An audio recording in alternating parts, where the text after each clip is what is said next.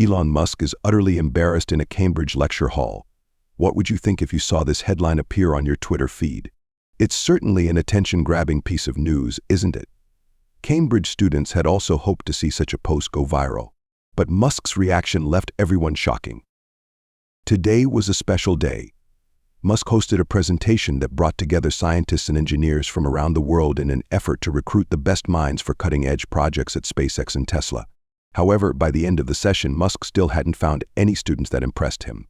He proposed to the university's dean that he wanted to attend a random physics class to observe the current study habits of young people.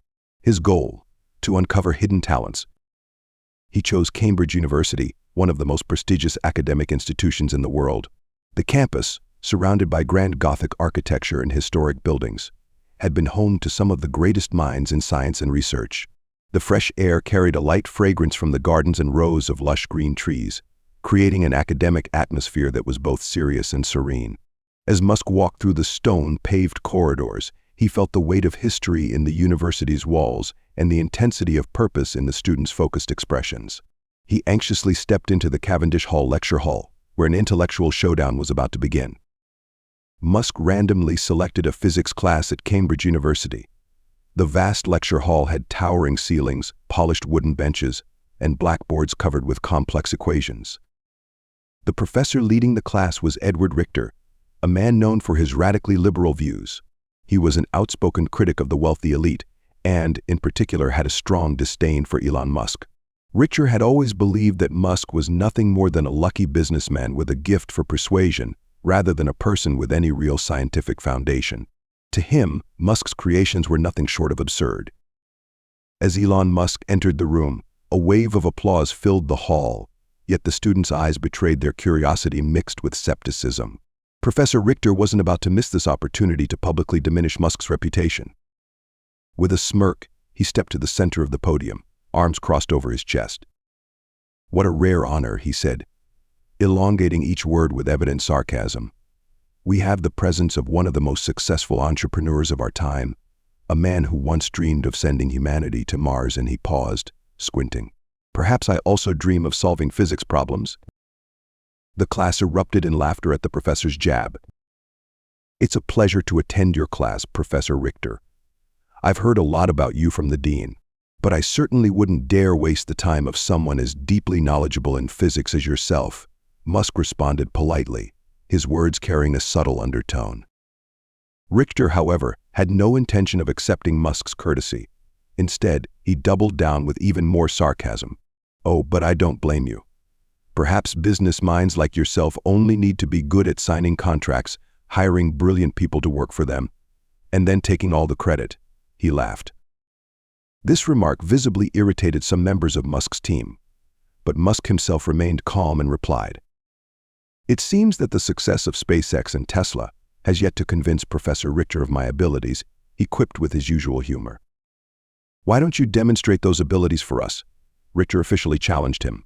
As he spoke, he turned to the board and began writing a long series of equations. Musk could clearly see the mocking intent behind Richter's words, but he didn't react immediately. Instead, he stood up and greeted the students with his usual relaxed and youthful demeanor. His presence was radiant, approachable, and left a positive impression. Looking at him, no one could tell what was going through his mind. Was he nervous about Richter's challenge? Professor Richter paid no attention to Musk's reaction. He was eager to bring him down right here in this very lecture hall. Turning around, he walked toward the blackboard, picked up a piece of chalk, and quickly wrote a complex equation that stretched almost the entire length of the board. "This is an advanced physics equation, a problem that even my best students take hours to solve. I hope you don't need to call Tesla or SpaceX headquarters for help, do you?" The atmosphere in the classroom became as tense as a real intellectual battle. No one dared to breathe too loudly. Everyone believed that Musk was about to be humiliated by a daunting equation that even the top students took hours to figure out. They pulled out their phones, ready to capture the moment when Musk would struggle before the array of numbers. It was sure to be a sensational topic that would explode on social media. Professor Richter crossed his arms and gave a challenging smile. "Mr. Musk, I hope you won't mind if I call one of my assistants to help you." He raised an eyebrow, because this is not a problem a businessman can simply negotiate his way out of. Some students chuckled at the mockery, but Musk only gave a slight smile and stepped forward with an unnerving confidence. He picked up the chalk with a calm demeanor, scanning the board once. "An interesting problem," he said lightly, without a trace of pressure in his voice. "I'd say taking too long to solve it would be a waste of the class's time." Professor Richter smirked. "Oh, really? I'm eager to see you prove that." Musk didn't reply. He began writing the solution at an astonishing speed. The chalk glided across the board, producing crisp scratching sounds in the absolute silence of the room. Each symbol, each number appeared with clarity and logic, like a perfect mathematical symphony. The students, who had initially been laughing, quickly fell silent. A few unconsciously leaned forward to get a closer look. Others whispered among themselves, trying to keep up with each step Musk was laying out. But they soon realized they couldn't. The way Musk was solving the problem wasn't just correct. It was an entirely optimized approach that surpassed conventional methods. Even Professor Richter furrowed his brows, his initial confidence slowly fading. He discreetly glanced at Musk's solution with suspicion, but the more he read, the more his expression turned blank. The markings on the board didn't just present a correct answer, they laid it out concisely, elegantly, and in a way that far exceeded the standard approach. A student in the front row mumbled, "Unbelievable, he just got here, and yet." Musk placed the chalk down and turned around. "I think this is clear enough, isn't it?" The lecture hall erupted into thunderous applause and cheers. The students who had been skeptical before now stood up, clapping non-stop. Those who had recorded the moment quickly edited their video titles, eager to share the scene online. Professor Richter was flustered, his face burning red. He slowly scanned the numbers on the board, desperately searching for a mistake, but there was none. His lips moved as if trying to say something, but no words came out. Incredible. Professor Richter was stunned. In all his decades of teaching, he had never seen anyone solve this equation so quickly. Even though he had taken a significant amount of time, how was Musk able to do it? Richter was unwilling to accept defeat. He took a deep breath, turned back to the board, and wrote an even more complex equation, a theoretical problem that only the world's top physicists could explain clearly. "I must admit, you're very fast, but physics isn't just about ordinary problems. Let's see how you handle this." He stepped aside, his eyes filled with challenge. Once again, the classroom fell into silence. Every eye turned to Musk, but instead of looking flustered, Musk simply offered a slight smile. "How interesting. I suppose this is the final test." Without waiting for a response, Musk picked up the chalk, examined the equation for a few seconds, and then resumed writing the solution. This time his speed was even faster than before. Complex formulas appeared on the board, clear and precise. When he finished, he set the chalk down and looked straight at Richter. "Any more problems, Professor?" Musk asked, his voice calm but carrying an unmistakable undertone. "My dear students, I sincerely apologize for taking up your class time today. But sometimes things like this can be a good thing. Who knows? Maybe some of our future talents here will join SpaceX or Tesla when they realize that their leader can solve difficult equations too," Musk said with a hearty laugh. His joke made the entire lecture hall erupt in laughter. However, it was nothing short of a sharp jab at Professor Richter, who had tried to undermine Elon Musk. Professor Richter slammed the chalk down on the desk, making the class fall silent. His face turned bright red.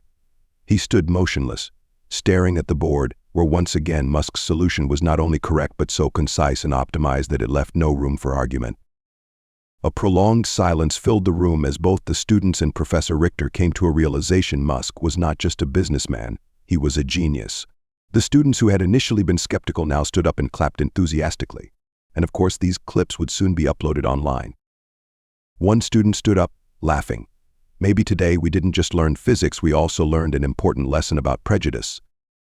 Within hours, the entire United Kingdom knew about this incident.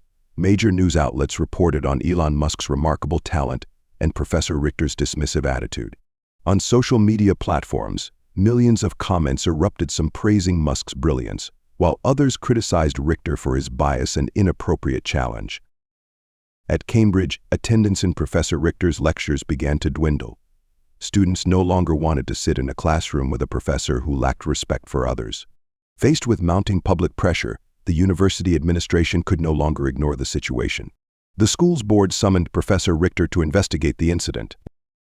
The meeting lasted for hours, during which board members questioned him about his conduct in class and how he had used his position to belittle an individual in public. Some of his colleagues attempted to defend him, arguing that academic competition was necessary to stimulate critical thinking. However, the video footage of Musk flawlessly solving the equation left little room for debate. In the end, the university board decided to dismiss Richter for inappropriate conduct in an academic setting. With Cambridge's prestigious reputation at stake, they refused to allow someone like Professor Richter to tarnish it. For Professor Richter, this was the worst thing that had ever happened. He had never expected to pay such a heavy price for underestimating someone. But this was only the beginning. After losing his job, Richter was forced to seek new opportunities. He applied to numerous tech companies, only to face repeated rejections. His professor title no longer mattered. The recent scandal had severely damaged his reputation, and few companies were willing to hire someone who had been dismissed for arrogance. The days that followed were miserable for Richter. He sat at home, dazed, watching the news. The public had long forgotten the name Richter, but Elon Musk's reputation remained at the top of search rankings. Gradually, Professor Richter realized that he was nothing.